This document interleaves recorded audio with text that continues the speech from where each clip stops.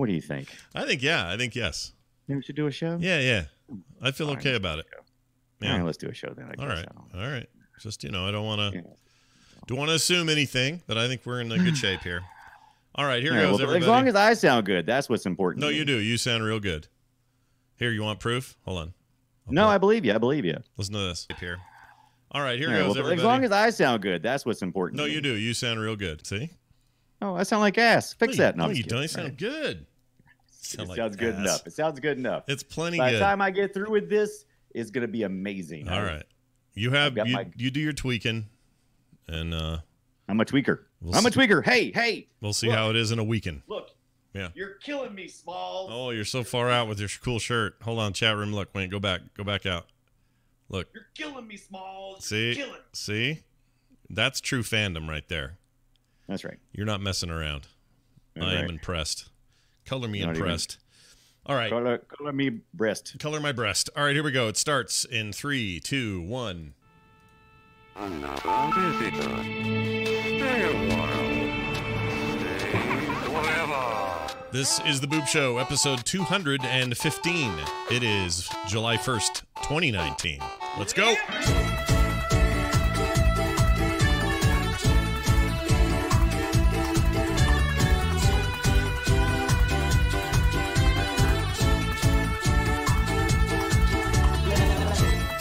Hello, everyone. Welcome back to The Boop Show. This is The Boop Show.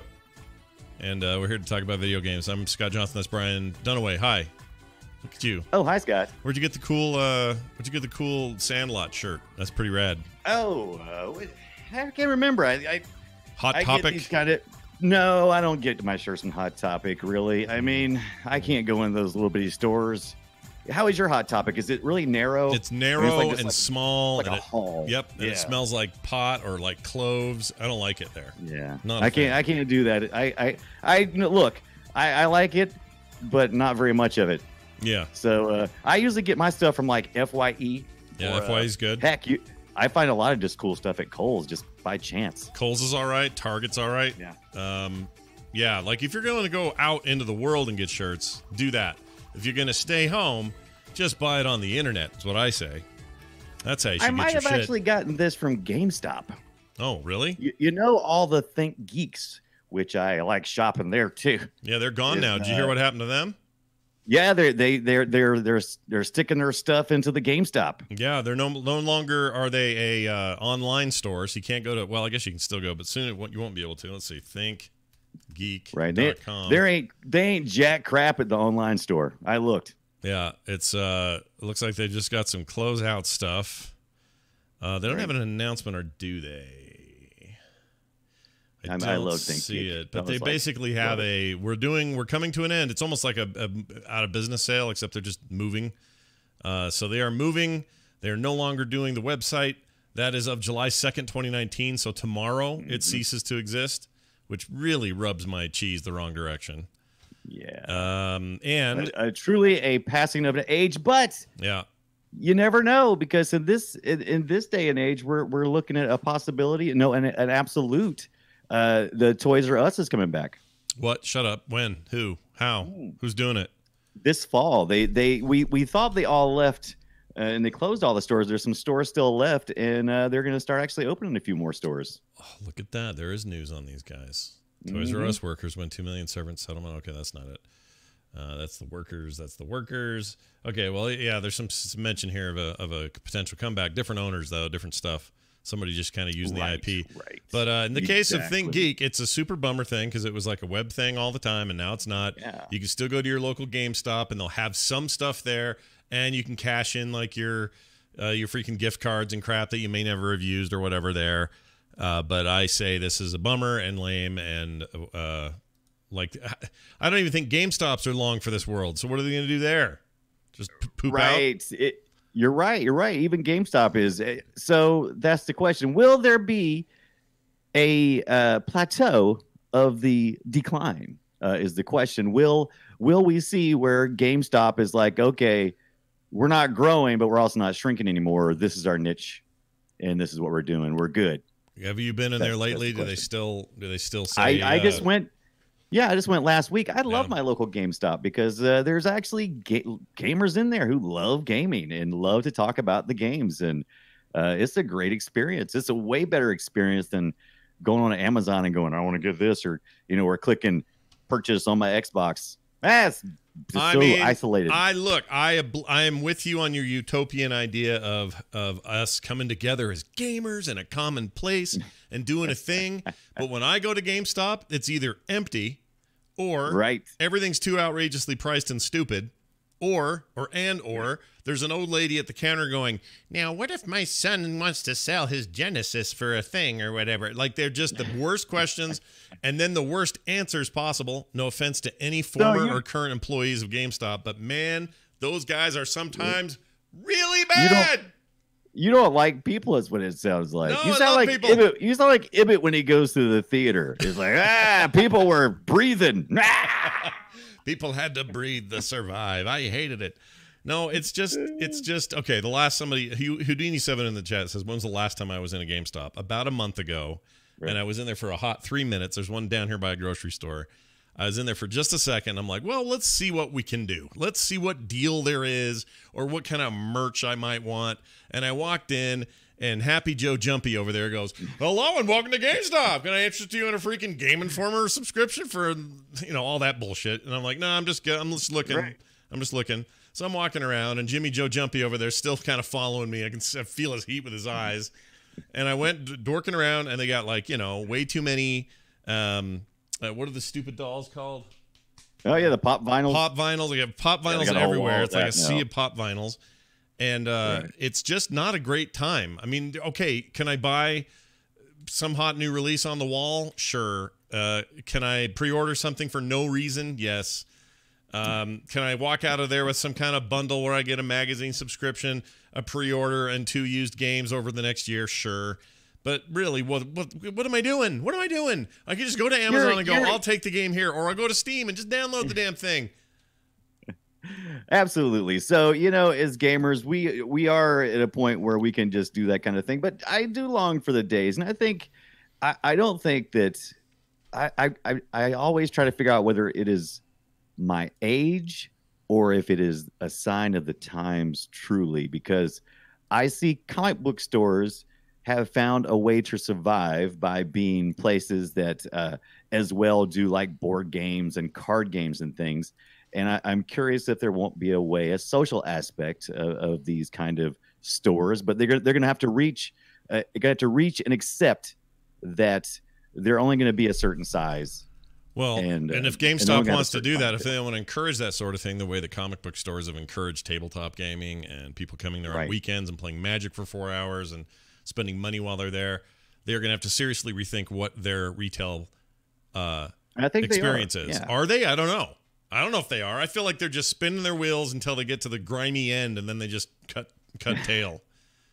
I could be wrong. I was reading. I think it was a couple of months ago. I was reading, and they had some interesting ideas on some of the things that we're going to do with GameStop. They were really trying some different things. Of course, you remember, our day and age was Blockbuster. It's like, how's Blockbuster going to compete with Netflix? And we thought, they just lost to Netflix because Netflix was a better model. But it was more than that. Blockbuster was having some issues as a company that helped go ahead and drive that nail in the casket, because they were really being aggressive for a while against Netflix. Yeah, no, I agree. I have a favorite. Do you want to know what my favorite place was? Oh yeah, it was Game Crazy, because Crazy had to work really hard to compete with GameStop, so they had better deals, better promotions. I mean, a lot of it's just as stupid, but in a time where it wasn't digital downloads for everything. When we're talking the Genesis Super NES era up through, I guess PlayStation 2 and GameCube is kind of where I stopped going to GameStop or Game Crazy, and I think they were gone right after that.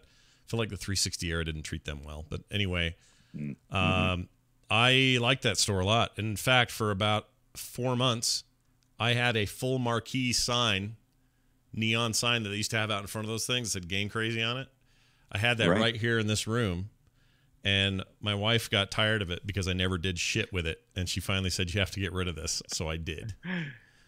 I got rid of it. This must go. Yeah, it felt cool to have, but I don't even know why. I mean, I was thinking I'd hang it on the wall. I know. It's the difference between being a married man with children and living in a bachelor pad, and it's like, hey, we should decorate this with. We should go down to the theater and beg for movie posters. Yeah. And that's fantastic. My thinking was, because I have this studio space and I do have a lot of wall space, I'd be able to hang it up. But then I thought, well, to what end? Like, am I trying to celebrate the great game crazy, and somehow that should be a thing? And I don't really have that much nostalgia for it. I just went there occasionally and got lucky and got this sign. So anyway, it's fine. We're moving toward a place where we don't need these things, and it's okay. We need to get used to it. GameStop has not been compelling for a while. They make most of their money off their phone kiosks. That's their other business, and they make a ton of money there. So it's kept this stuff alive. That's fine. I think the last purchase I made in a GameStop in the store was NFL 2K 5 or 2005's NFL 2K, which I think was the last one, because it was that year or the year after that Madden locked down the exclusivity license, and then nobody could make NFL games anymore. So the very last game I bought was that NFL 2K5 game, or 2K NFL 2K 2005, whatever they called it. I got that at a GameStop, and that's the last physical purchase I've made there. So it's been a while. It's been a while. So I very rarely buy games from GameStop. However, I can't think of any time that I've purchased a console or a controller that wasn't purchased from GameStop. Really? Wow. I think almost always I purchase my consoles and controllers from GameStop.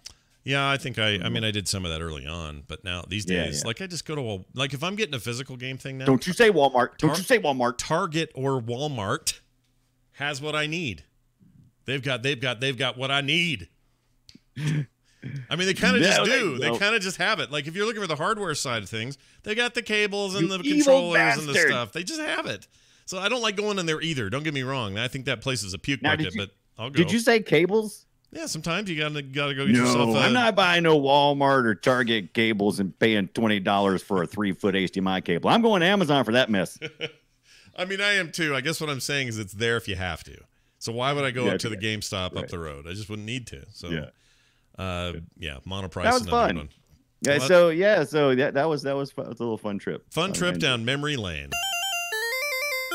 Time for us to talk about the games of the week that we like to be playing, or that we have been playing. Brian, I'm pretty excited to tell you about my first one. Oh, wait. Want to take a guess? Well, you're no, I don't, because I'm looking at the notes. That would be cheating. That is cheating. So you keep looking at the notes. I will now make it so you don't have to cheat. So I picked up the Super Mario Maker 2 for Super Jelly. Yeah, this is for the Nintendo Switch, as you may guess. Yes. The beauty of it is that it is available. It's a beauty. I didn't play the Wii U version because by the time that thing came out, even though by all accounts it was one of the best things the Wii U had on offer, by the time it came out, I was done with the Wii U, and so I had no longer, felt any great need to pick anything new up. It just felt weird, and it felt like that system was on its way out, and whatever Nintendo was going to do was already coming, which turned out to be true. So anyway, to make long story short, I did pine for it. I did wish for it. I wanted it, but I didn't ever pull the trigger during the Wii U years. Now comes 2, which of course is available via the Nintendo Switch, and it's everything you think it's supposed to be. Digital purchase? In this case, no. Amazon had a $10 off thing. I think it was 10 that I saved. Not 100% sure on the total, but I'm pretty sure it was 10%. They had a 10% or so, or not 10%, sorry, $10 or so savings thing, and so I did the cartridge. I usually go digital if I can, but Nintendo's a mixed bag on that end because there are still advantages to buying physical stuff from them, and as I mentioned, it's usually the price drop or something that I'll do it for. But also, the SD card that comes with the thing is tiny. Even if you add another SD card, it's just kind of weird. So I don't mind having those cartridges in the case and carrying it around. It's not that big a deal. Anyway, so it's awesome. I really like it, and here's the main reason. The last game had, the ability to make all these levels, and you can play your friends' levels and play random people's levels and really challenging, interesting stuff out there and all of that. That's all still true. The big difference here, I think, is it makes the game exponentially better for those who may not be there to make things. They may just be there because they want to see what other people make or whatever.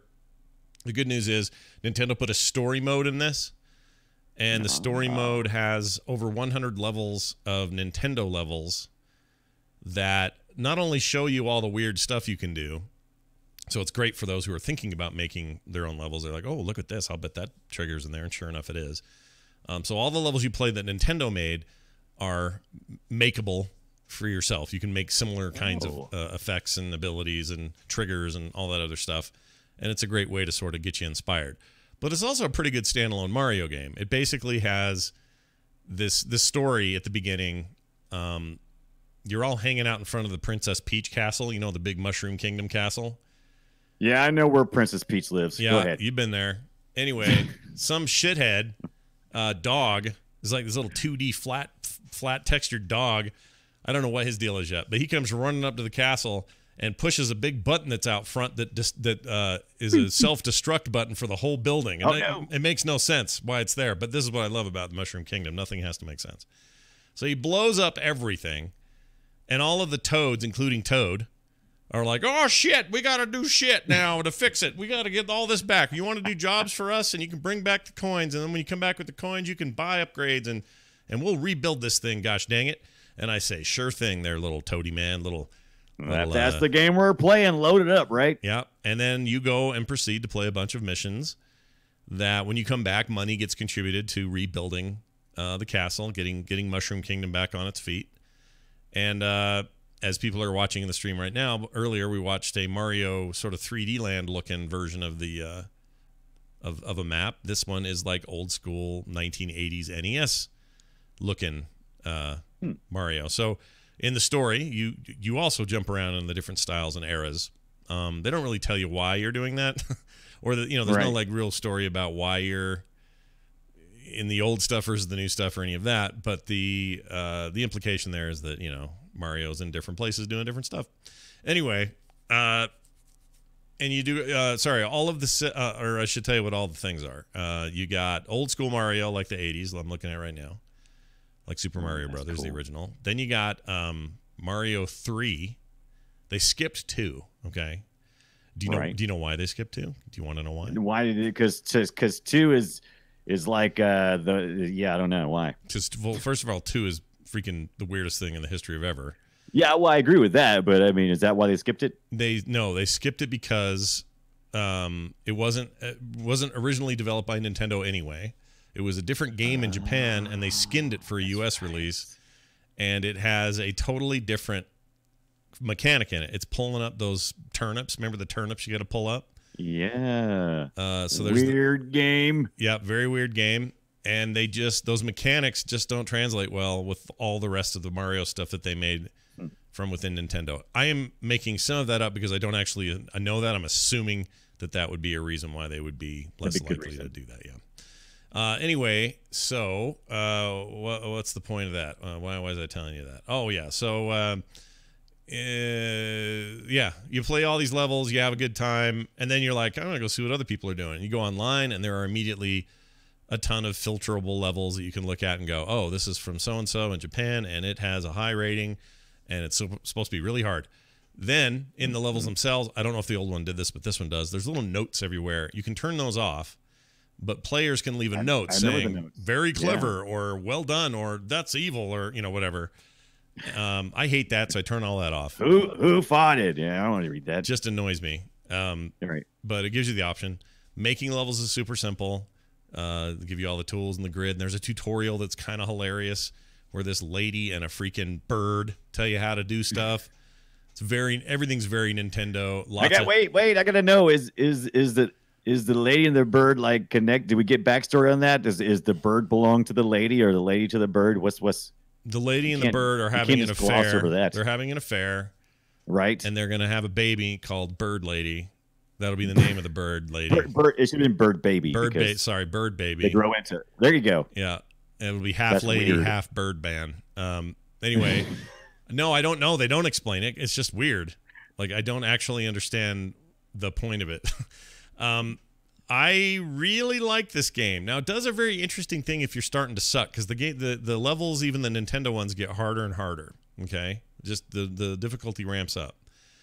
But even though that's the case, that they get harder, if you start to die, Luigi pops in and goes, "Hey, I'm Luigi," and he says, "If you need to use any of these tools, go ahead and use them."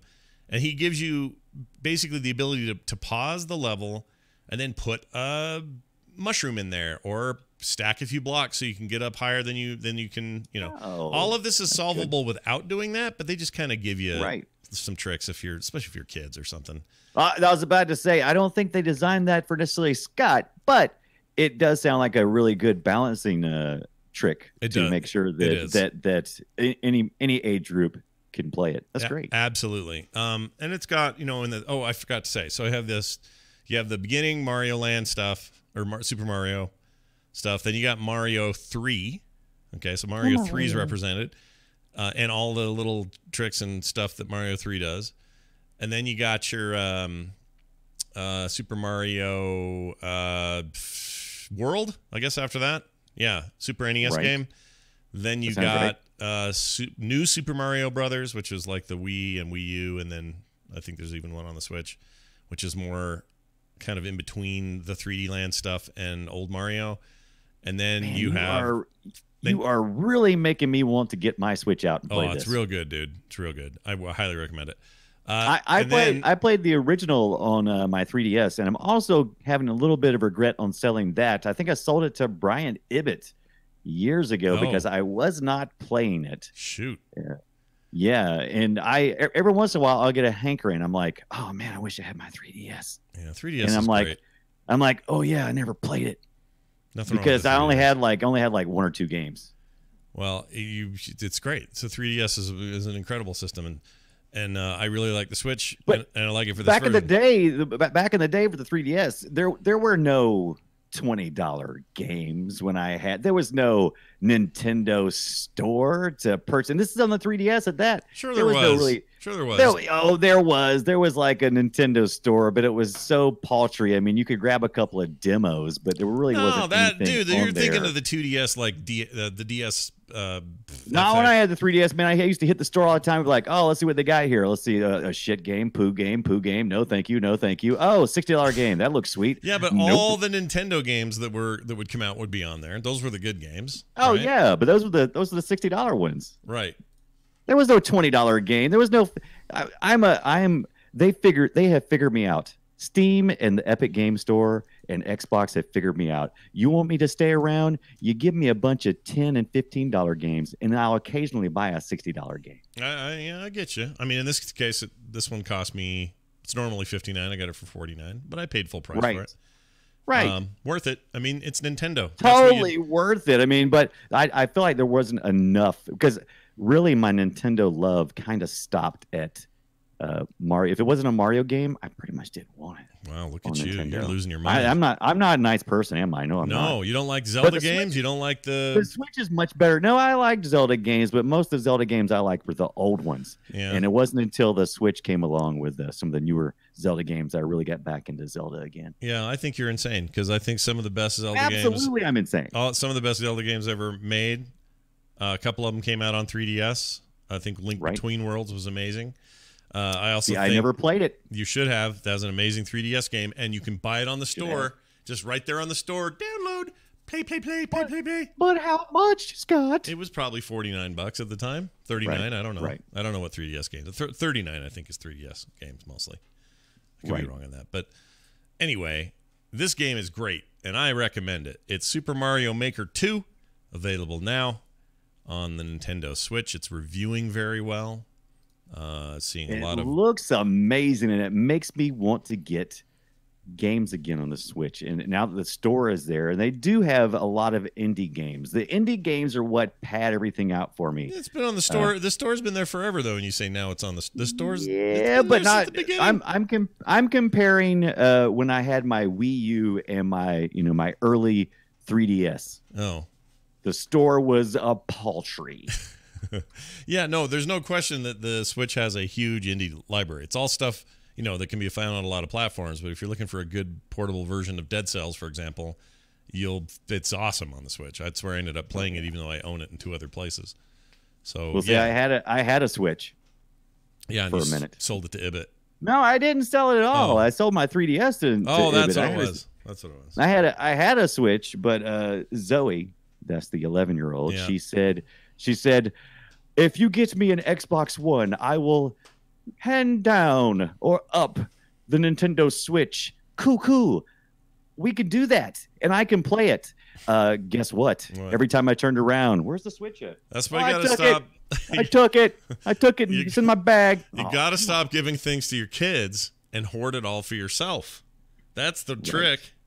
That is the trick. Yeah, buy your consoles and then you hog them. That's how this rolls. Because I can't do it, because I keep wanting to Switch, but I can't justify it because I'm like, I can just go in the next room and say, Zoe, can I hold the Switch? But I don't want to do that. I don't want to feel guilty every time I want to borrow the Switch. It's like, can I just hold the Switch for just a minute? So the only other option is to go out and drop the $400 on a Switch? What is it? It's what is the Switch now? $249? $299? Something like that? Two something. I forget. Two something. Worth every penny, in my opinion. For this Super Mario Maker. I mean, maybe I revisit to a couple of Zelda games. But a lot of people pay, like you haven't played Breath of the Wild, have you? I have not, and I want so bad. My Andrew actually has that on his Switch, and I'm like, once again, that's the problem. The problem is I have access to those things. And if I could just swallow my pride and tell my kids, let me hold a stupid game, then I would be fine. But the only other way is just to go out and purchase it myself. And I'm just like, but I can't purchase it for that kind of money. Because I'm like, it's pride, Scott. It's all pride. I understand your pride. Super Mario Odyssey, amazing game. One of the best Nintendo, best Mario games in the entire franchise, in my opinion. So many good games, dude. You're missing out. That's a hell of a box, that little unit. You should play it more. Steal it from your kids. I love it.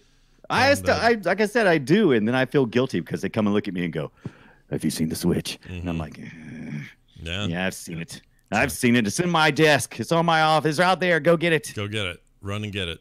Run, don't walk. All right." And then when I get it back, do they ever put gas back in the car? No. Do they ever charge up the Switch? No. Do they lose the cable? How many power cables have I bought? Okay, now I'm just turning into grumpy old gamer. Let's move on. Gumpy old gamer. Grumpy old gamer. Tell me about Riverbond. What the hell is Riverbond? What is Riverbond? What isn't Riverbond? Well, on the Xbox Game Pass this past week, I was cruising through the independent games, and I saw this game called Riverbond. It kind of had like a Minecraft look to it, so it's got voxels. It's very voxel based, so those big chunky blocks. And then I read the thing that really grabbed my attention. It said it's a dungeon crawler, and I'm like, what? This cutesy thing, this cutesy tootsie game is a dungeon crawler? Okay, I'm in. So I did. I downloaded. That's exactly what it is. It's a couch co-op. You can play local coop. You can play some local coop. I thought you could play online coop, but you can't. You can only play local coop. And you get to pick these adorable characters. They actually call the characters skins. They really don't have names. I started out with the pug, but these are some of the adorable characters you can play as. You can play like as a pug, or I think there's a ham sandwich. No, there's a pig, and there is actually one skin called Max. Oh, look at this! I want to play this. This is if you look at this game, you will fall in love with this game. It is gorgeous. That voxel style is spot on. You had me worried when you said Minecraft. I'm kind of sick of that, but that's not the same as this. Yeah, this is different. No. Just think of it's not like Minecraft, how Minecraft looks in the game. It's more like the game art that you see for Minecraft, and they've made this into an actual game. Most of it, like I said, is a dungeon crawler. You fight your way through, you loot boxes, and at the end, you get to fight a boss. How can you argue with that? And everything is destructible. The voxels are all ready to be just destroyed. So if you come across a tree or a it doesn't matter, tree, a box, a house, doesn't matter. You can just destroy it all. As these cute little characters, and as you go along, you unlock your treasure, your loot is usually a couple of things. It's either a skin, and then you can play as something even cuter than the last thing. Oh my God, what could be cuter than a pug? I don't know. How about a muscle-bound French lady? Shut up. That one's weird. But you pick up weapons as you go along, and your weapons, you can carry 4 different weapons at one time. And there's usually weapons like melee. There's there's ranged weapons and different things you can pick. But you get to choose, and you can fill up the 4 slots. Do you get loot like Diablo style or no? There's not loot like that. The only thing you really loot is going to be upgrade to your weapons. Yeah. Or a side grade, sometimes not even better, or it's going to be some skins that you can unlock for the next time you do a run through. That sounds okay. I mean, it's all right. Weapon upgrades are, that's Diablo-like. Right. I'm into it. It is. There is a coin system, and I couldn't figure out what the coin system was until I got through the first couple of times. I'm like, oh, I see why I'm collecting coins. The coins are your high score points. So just as you collect those, you can, when you get through with a particular dungeon area, which I think there's 8 different ones, I believe. There's different environments you basically face. Is this you playing, by the way, when I'm watching this video? Absolutely. Okay. All right. Yeah, that's me. Can't you tell? Yeah. There's a moment there where I was like, wait a minute, that looks like something Brian would have tried. That is totally Brian, because I'm just okay, this is how I game. I don't know how you game, but this is how I game. I want to experience everything from, doing the right thing to doing the wrong thing, because how are you supposed to know something doesn't work or does work? Like, one of the first questions I have when I'm playing a game that's on a platform, and this is like that voxel style, and it's kind of like that shifted top-down, kind of off-centered a little bit. And so you can walk to an edge of a platform. My question always is this: can I fall off? So you got to find out, right? Yeah. The only way to do it. Your money walk can. off the edge. Your money sure can. I just watched the coin go flying right off the edge. Right. So that's all the good things about this game. This game is beautiful looking. You can play 1 to 4 players on your couch. They got 8 different worlds, and each one of them has an interesting boss at the end. The one I really liked the most was when I had to go against the library world, where there was this tall totem thing with like clocks and stuff on it. It was really cool. So once those are all great things. It's cute, adorable, love it. However, the bad things about this game is it's a little repetitive, and it really doesn't go beyond just being really solid gameplay. The gameplay is very solid. The character designs are very solid. The controls solid. Everything if there needs to be more depth. There needs to be like a tech tree, possibly something that could kind of like increase things. Maybe some different types of loot, maybe, to kind of make it a little more interesting. The stories and the quest givers are kind of, they don't always apply to what's going on. They kind of give you a generalized idea. Like there's one area that I thought I was going to get some kind of big reward, because the gatekeeper of sorts was like, there's pigs in my house, and I need you to get them out. But however, be careful, don't knock none of my stuff over. And so I went in, and I'm thinking, all right, I've been hacking and slashing. I got to settle down, because this guy doesn't want me to break anything. So I'm like, surely I'll be rewarded. So I went through the whole area, didn't touch anything except for the bad guys.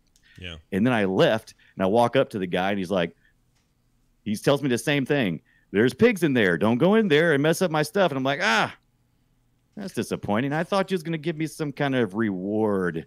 That kind of felt a little flat. Also, by the way, when you go into an instance like that, which what I was just describing was as an instance, when you go in and then you come back out, all the bad guys respawn. Right. And which that's not too terribly uncommon, but it can be a pain in the butt if you're in a certain area to try to get out. Also, there's not really any penalty for getting killed other than having to start back over in the area where you started at. So it's not a really big penalty. It's just kind of like, that was annoying. Did you lose any weapons? No, not really. Did you lose coins? A few. Yeah. Not many. You're okay. But no, overall, if you've got the Xbox Game Pass, you got to play this game at least for a couple of minutes. It's super adorable. is a lot of fun. Is it on the PC PC Game Pass? It is on the PC. You can pick. That's a good question. Is it on the Xbox PC Game Pass? I'm not sure. I don't know. It is available on. It is available on Steam for $25. I'd probably stay away from $25. This is more like a $9.99, $15 kind of game for me. That's just my opinion. Unless the developers really start, piling on some more interesting things. Coco Cucumber, I believe, Coco Cucumber is the developer and the publisher. And I've really enjoyed this. There's also a game they made called back in 2015 called Planet of Eyes. And it's also a beautiful game. I'm not sure how it plays or how deep it is. Available through Xbox. No, local the PC thing. Excellent. It won't let me install it though. Right. Why?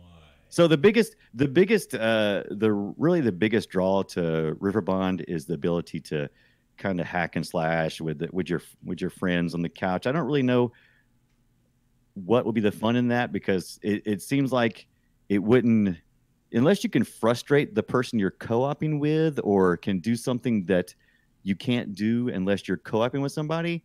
I don't really see the value in it other than the shared experience. I don't get why the listing in the PC store is saying I own it because I have Game Pass and then I can play it anytime, but it doesn't give me an install button. So that may be one thing you have. So you'll notice in the game store, in the Xbox game store, sometimes it will give you an option for install, but it won't give you an option for installing locally. So what it does, do you have both the Xbox? Do you have the Ultimate? Is that what you have? The Ultimate? No, I just have the PC one. So it's only stuff that shows up on PC, which this says here. It says that it's part of the Xbox PC Game Pass, which is what I subscribe to. And normally when I play something that says that, it says, here, install it. You ready to go? Let's go. This one's grayed out. I don't know why. I think you're still working on some stuff, because if you have the Ultimate Pass, which has the PC and the Xbox, sometimes you'll see that you can install a game, but you'll go to install it, it'll only give you the devices you can install it on, like the Xbox One, because there's certain games you can't do on the PC, but it still gives you the option to install, but not to the PC. You can hit install and it'll install on your Xbox. So I think they're still fiddling with that. So it might be what you're. That's probably what's going on. Maybe they just haven't figured it out, because it used to be when there was only an Xbox Game Pass, you could do stuff from your PC that would then basically send it to your Xbox, or let the Xbox know, hey, this account has this or whatever. Maybe it's still doing that, but it says the PC Game Pass, so it's still in beta. Who knows? I don't know. I was really excited there for a minute. Now I'm gonna have to wait to play it. Yeah, or you can get yourself, or you can go and spend like $169 and get you an Xbox One S. I'm just saying. Yeah, you could. It's got one of the best 4K UHD players you can get for $169. I mean, I could. It's crazy. I could. You could, and then hook it up to your Retina display. But do I want to? And why is my probably not? My hand's bleeding. Why? Why is my hand bleeding? I just noticed this. My hand is bleeding. My hand is bleeding. I'm feeling faint. All right. Well, we're good. We're good now. It seems to have stifled itself. But Riverbond, it is a great game and a great experience for the right price if you're watching. Yeah. Well, let me tell you about another one of those that I think is a great experience for the right price. No. And that is a little game called Wizard of Legend. I almost got this past week. I've had this for a while, actually, and I'd forgotten that I had it. So I thought, hey, there's a sale going on, and this is on the sale. Oh, I own it. Oh, right. I didn't play this yet. Oh, okay, cool. And there's some updates and some stuff, and I thought, well, the perfect time to hop in. So I installed it. Well, this is what this game does. It's a roguelike. You know I like those. Yeah, love them. It's a 16-bit, 8-bit era looking thing like they all do. Clearly stuff you couldn't do back then, though. There's a lot of stuff happening on screen that's just not possible on a NES. But it is it's got that retro look to it. The idea here is that you are some incredibly talented wizard man. Might even say a legend. Yeah, you might be a legend of wizards. And or you have to work your way up to being a wizard of legend, but You do that. You wear crap, your little I'm hood. Some video. I know, it's pretty crazy. You do some crazy fighting. It's Diablo-ish. I don't know if that's the right thing to call it, though. There is definitely loot and things, but it's just more focused on this crazy combat, and it's very difficult combat. It's hard. I'm about to say the combat looks like you were throwing some magic missile mayhem. That almost reminds me like a dual stick shooter type of amount of. It kind of is in a lot of ways. There's no dual stick shooter per se. It's not like you're using both sticks to move or anything, but there's just a lot of like almost Dark Souls like fights that have to be, you got to really pay attention to what the enemies do and how they behave. And then you go fight stuff, and everything you fight with is like fire and ice and storms and elementals and all the stuff that you always see, wizards do. So it's all wizardy shit. As they do wizard shit. You know what I'm saying? They just walking around and but that's priest. No, it's meant to be very actiony, obviously, but it's just very fast paced. You're a ninja wizard, basically, is what you're. Ooh, now that would have been even a better name, because I've seen this game. I've actually played this game before, and I had not realized it, because Wizard of Legend is not the best name, but Ninja Wizard, I would never forget Ninja Wizard. Yeah, you would probably have that or burned into your head, sure. As always, though, if you die, you take currency back with you. If you clear it, you take currency back. But one way or the other, you improve your dude when you're not in the dungeons, and when you've improved your dude, you can do better the next time you go in. It's one of those. Okay, I don't want to lead anybody on to think this is a brand new take on the whole idea of a roguelike or light, because it's definitely one of those, but it's a good one, and it's difficult. It's got a real learning curve and is very satisfying when you kill a lot of stuff and kind of pull things off. So and it's available on the I wonder if you have this in your Xbox Ultimate PC thing or whatever, because it is definitely on the Game Pass. Well, I already own it. I bought it forever ago on Steam. So I know I have it there, but it's possible you're right. I may be able to install it there too if I wanted. But you could totally install it. If anyone else install your new Xbox One S, or my PC. That's what I'm thinking. If you if you're looking for just like a fun, fast-paced dungeon crawly, repeatable kind of cool game where you just get better and better, you could do a lot worse than Wizard of Legend. Wizard of Legend. Wizard of Legend. All right, Brian. Before I get back to you, I want to give you a quick. Let's talk about Hive Jump first. Hive Jump. Before we do that, let me go back and say something I forgot about Riverbond. Oh, go. That last game I talked about. Oh, dude, they got like crossover stuff from indie games. So like they got like Enter the Gungeon characters. They got a few of those things. They got some characters from other indie games. Do you like it when they do that, or does that annoy you? Because that happens a lot now in indie games where they're all just kind of swapping their guys around and.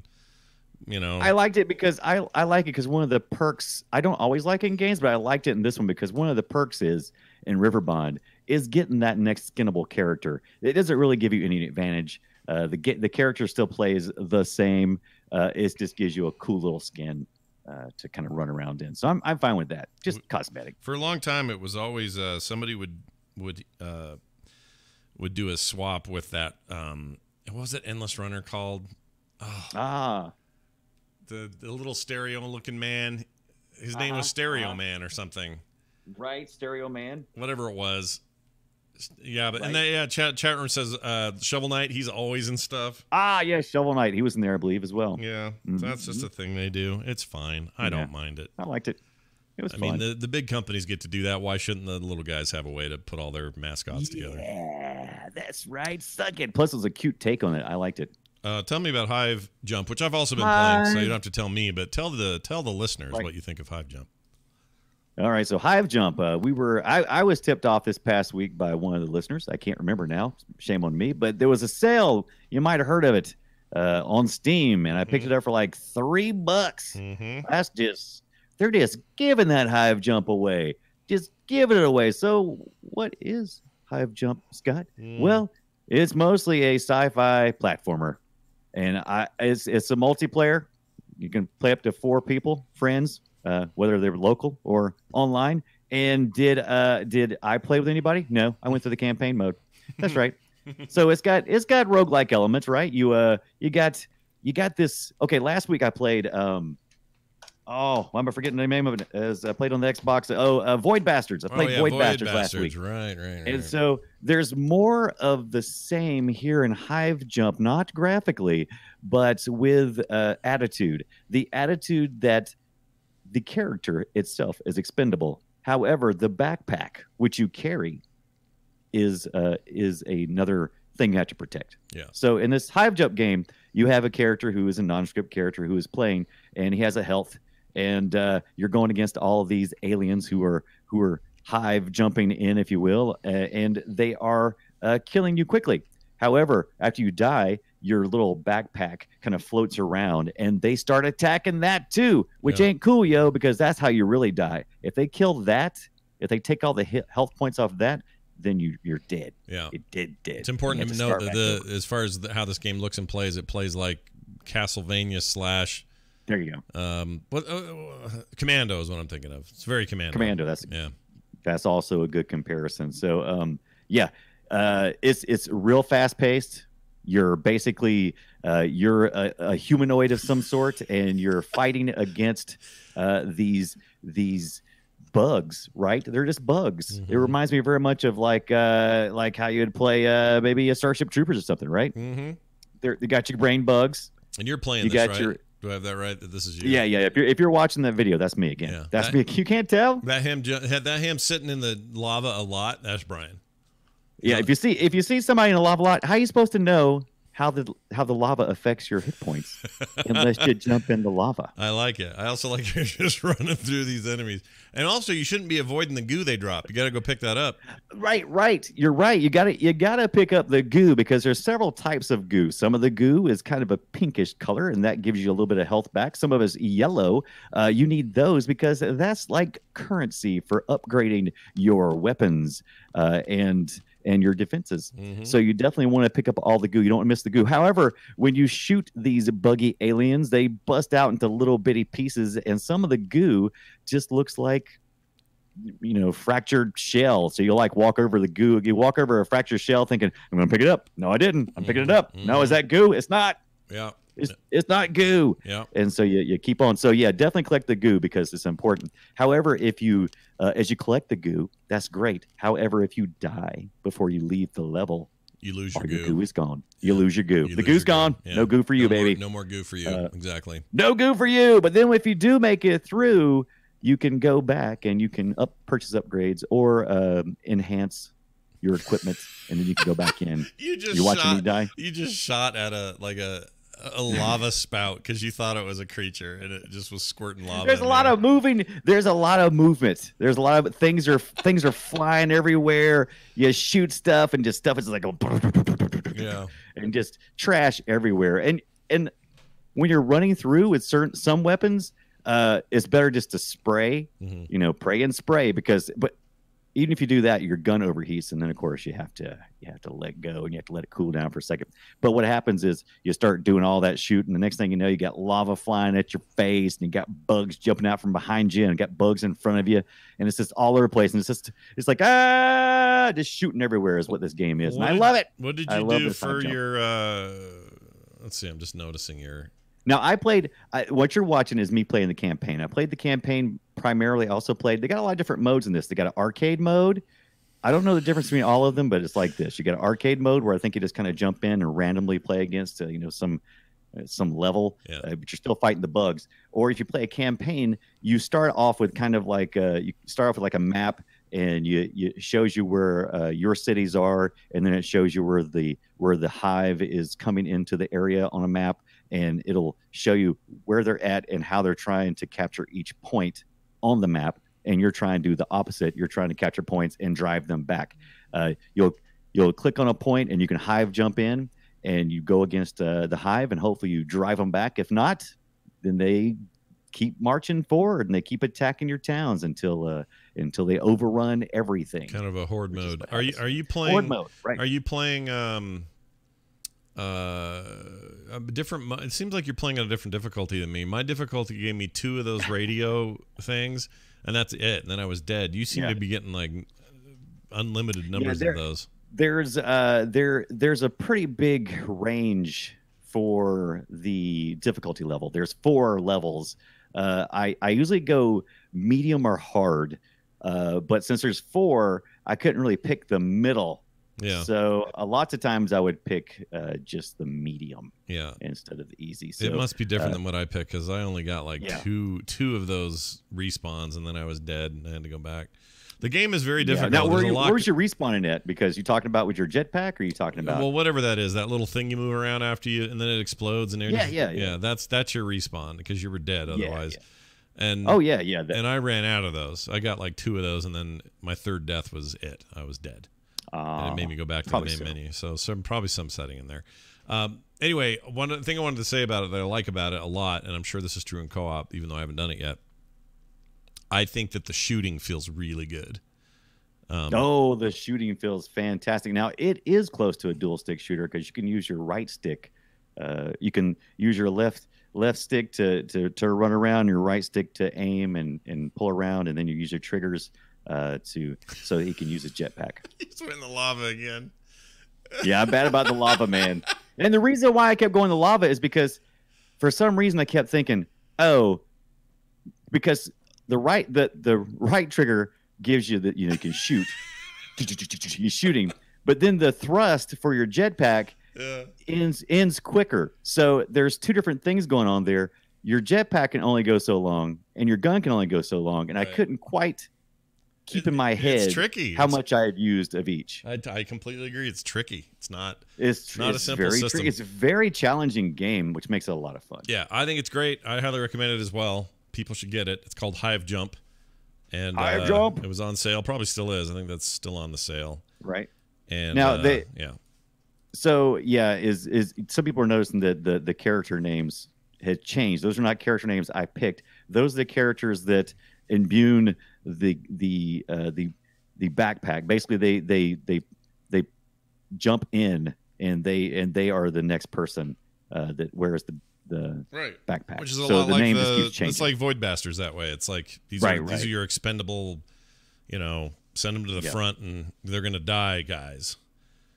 Which is kind of cool. But anyway, that's worth checking out. Was Taz the man from the chat room? Are you the one who suggested it? Because I was trying to recall. Oh, was it? Is he the one?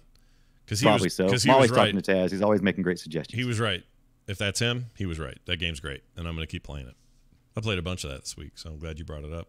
River Bond, by the way, chat room was the first game I Nice. I also played around, although I'm not going to show it off or talk too much about it, but played around with a mobile game that was also recommended to me called Void Tyrant. I'm not long enough into it to really give any kind of meaningful commentary or review, but I will probably by next week. It's pretty rad. I like it. Basically, you battle in this thing with a and I encourage people to go read about it. I'm not going to detail it too much, but it's got some of these same elements we've been talking about all day here, roguelike elements. But my favorite thing is the battles are handled through a kind of blackjack sort of card system. So they're not actual playing cards, but you're trying to never go over 13. So you play your cards, and so if it's like an 8, okay, maybe I should deal again. Okay, it's only a 6, or whatever it is. So you try not to go over 13, otherwise you just lose. So it's just like blackjack, same idea. It's like playing 21. It seems pretty neat, and I'll say more about it next week. That's called Void Tyrant. Is it better on the phone or the iPad? I've not tried it on the tablet. My guess is it's better on the phone because it's a vertical. It does kind of play it with your thumb kind of game, which I like a lot. I like when those are well suited. With your thumb. I don't like turning them sideways and going, I got you, thumb player. I'm a thumb player. I like to put my thumb where it goes. Anyway, that's something to check out. You also wanted to mention some of the sales. Do you have anything in there you're looking at? Yeah, mention the Steam sales, summer sale. If you've missed it this past week, I think it's still going on maybe for more, like a day or so more left on the Steam summer sale. And I was just curious what everybody picked up. If you shoot us a message on the Discord channel on Twitter, I'd love to hear what you picked up. The things I picked up were mostly old school stuff. I grabbed a 4-pack of Rise of Nations for $15 so that we could do a little nostalgia between the kids and one of my friends who used to play as well. And then I also picked up the Quake Ultimate Pack. I know I have box copies of Quake, and I have Quake in different places, but I did not have the entire collection but Steam was offering. I think that's how they get you, dude. That's how they get you. Right. That's how they get you. They come in there and they go, you think you got all the Quake, do you? But what if it was all in one convenient package and it was only $12? Paid for it again. Oh, so evil. Yeah, that's what they do. That's okay, though. So, so it's summer gaming for us adults, right? Us who have day jobs, but it is summertime. It is super summertime for those who are going to school and have the whole summer to do nothing but just goof off. I'm so jelly. Yeah. So jelly. Summertime, summertime. Summertime playing the video games. Go outside the way I'm staying inside. But I'm super jealous of that. So let us know what you're playing out there. I'm glad we got you to sing a little there at the end. That was good. Very nicely done. Here's this. It's me, Mario. All right, that's the sound of a little game we'd like to play on the usual here, where we like to predict each other's games that you've brought to the table. The thing that makes them unique or in common is that they are both sounds of video games, and each other has to guess. We have to guess what the other game is. So, Brian, I'm going to play mine first. We'll see how you do here, all right?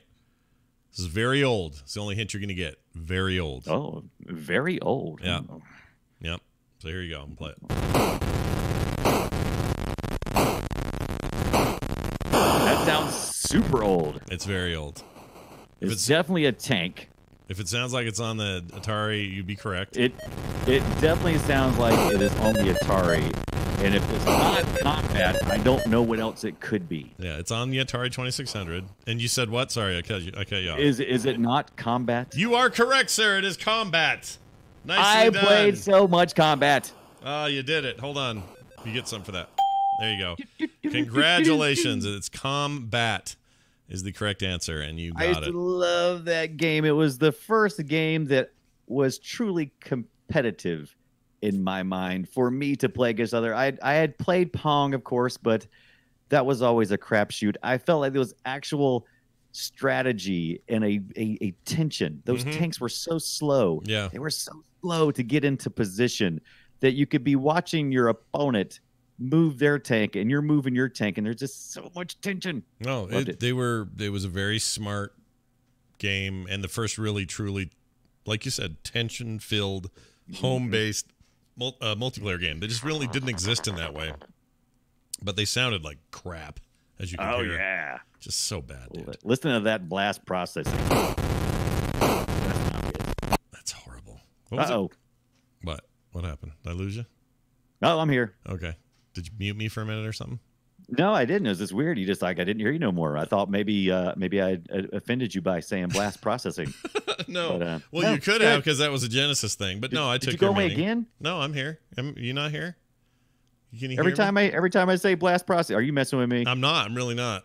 Okay. I don't know what's going on. I'm gonna hold on. I'm gonna jump to your side. Okay, now we're on the East Coast. Maybe that'll help. Okay, that was weird. Every time I said blast processing, you disappeared. I don't know. It's because Sega's pissed at you for saying it was Atari who said it. That's why they're mad. All right, Brian, I'm going to play yours. Are you ready? Do it. No expectation for this. I have no idea what it is. Here we go. None.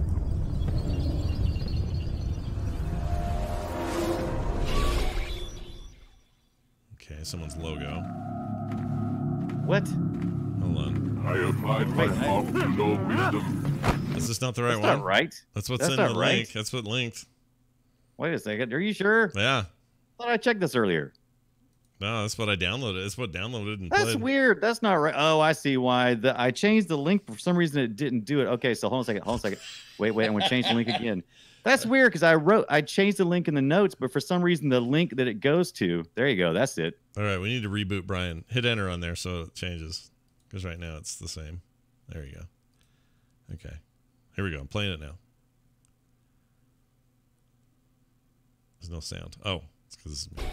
All right. Wait, it's the same thing. Whoa. It's the same thing. I applied my fault to no Here, hold wisdom. on. It might be caching something on my end. Let me see. Let me try 215. Is this it? That's it. Okay. Oh my gosh. Awesome. Speaking of Genesis.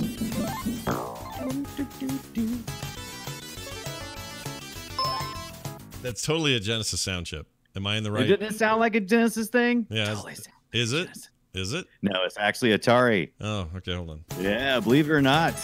This is Atari. 1988 is when it originally came out. Oh, it's an arcade machine. I know what it is. It's an arcade game. That's the reason why it sounds so darn good. I know what it is. Hold on. It's the guys on the inner tubes in the river.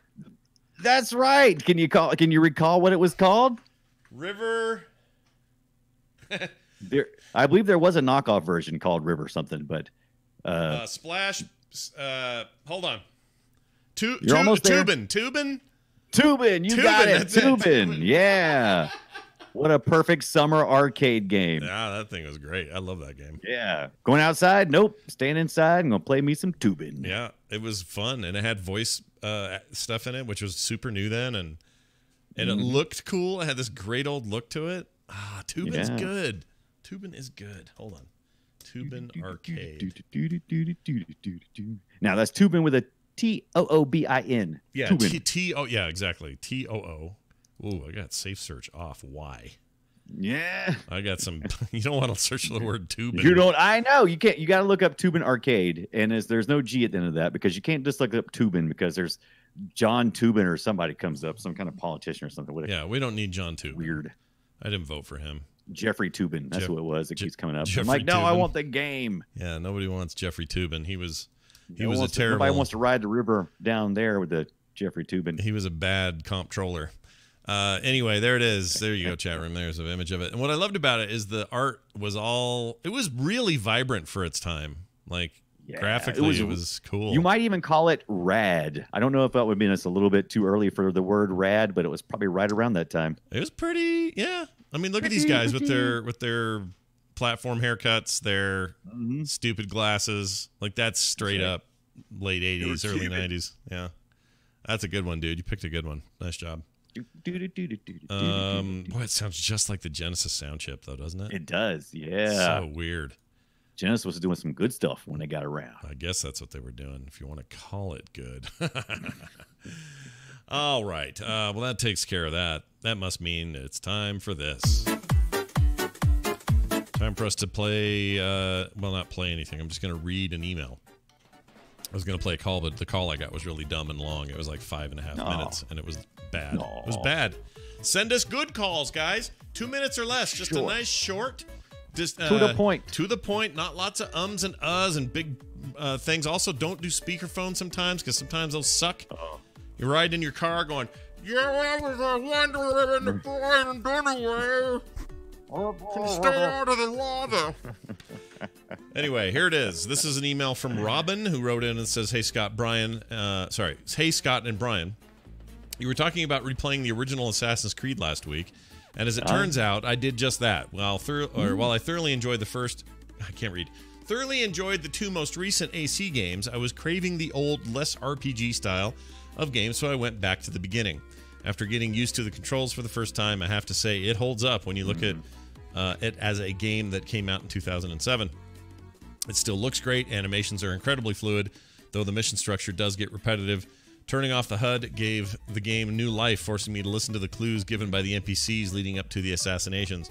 By the way, that's a good idea. That they make a point of that in the new one. If you're playing Odyssey, there's a mode in Odyssey where you turn off any indicator at all about where you are, where you need to go, where you've been. All that stuff changes, and it is up to you to go through these dialogue trees with these NPCs and get clues and get the right locations.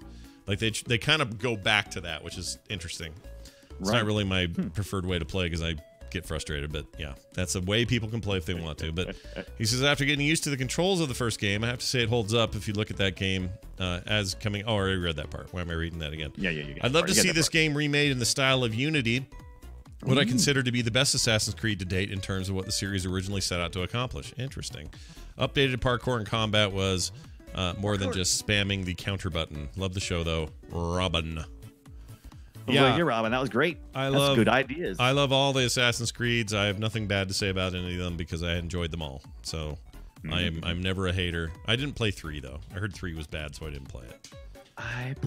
Did I play 3? Was the American Revolution one? Did you play that one? Yes, I did play 3 for a minute. Oh, you did? Do that one. For a hot second. For a minute. It was one of those weekend Redbox rentals. Wow. If I remember correctly. Nothing wrong with that. No, nothing wrong with that, man. Nothing at all. Brian's the king of... $7 for 2 days. It's pretty good. Pretty good. Still a little expensive. Anyway, whatever. Yeah, it's a little expensive now. That was before we had Xbox Game Pass. No, that's true. Now everything looks dumb compared to that. Yeah. That's it for the show. Thanks, everybody, for joining us. Frogpants.com/BOOP. If you're looking for how to find us, where to send us voicemail, emails, our Twitter accounts, all that stuff is found right there. Now, if you're going to hang around a little bit, people in the chat room, we're going to give away some games today, okay? Some quick ones. Nothing too crazy. Okay. Or I guess I should ask Brian. Do you have anything going on here in the next few minutes? You good? No, let's do a game. Let's give some games. Let's give some games away. All right. I'm into it. I like this idea a lot. So we're going to do that in a second. I think it's going to do it for us. Brian, any words of wisdom before we go? Check out, watch me on the YouTubes and on the Twitches, twitch.tv/Brian Dunaway. I'll be playing some video games this week, especially on the 4th of July. I'll probably start my grill up, come inside, forget the burgers, and burn them good. Fantastic. It's going to be great. That's good. Burger time at Brian Dunaway's Twitch channel. Check it out. Ooh, that's a good idea. It's a great idea. You really should. Thanks, everybody, for joining us. We'll see you next week.